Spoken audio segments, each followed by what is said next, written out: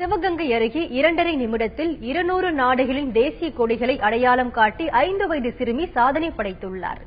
சிவகங்கை மாவட்டம் டி புதூர் கிராமத்தை சேர்ந்த நாகராஜ் அலமேலு தம்பதியின் 5 வயது மகள் கார்த்திகா. நினைவாற்றலில் அபூர்வ திறன் கொண்ட அந்த சிறுமி 2.5 நிமிடத்தில் 200 நாடுகளின் தேசிய கொடிகளை அடையாளம் காட்டுவதோடு அந்நாட்டின் தலைநகரம் குறித்து தெளிவாக எடுத்துரைக்கிறார். சென்னையை சேர்ந்த தீரத் சிறுவனின் உலக சாதனையை முறியடிக்கும் முயற்சியில் கார்த்திகா ஈடுபட்டுள்ளதாக பெற்றோர் தெரிவித்துள்ளனர்.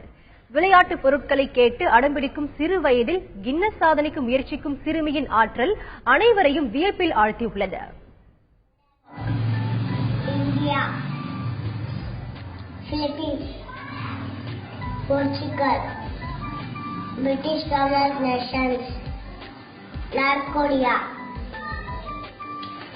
China,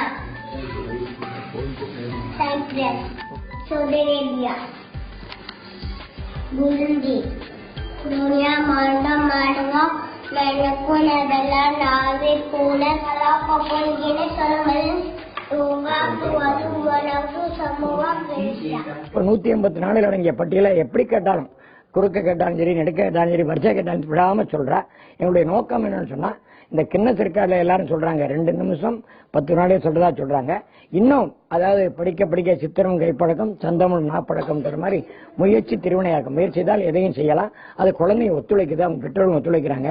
அதனால இன்னும் என்ன தீவிரமா பயிற்சி செய்து அந்த கின்னஸ் ரெக்கார்டை முறியடிக்கும் என்பதுதான் எங்களுடைய நோக்கம்.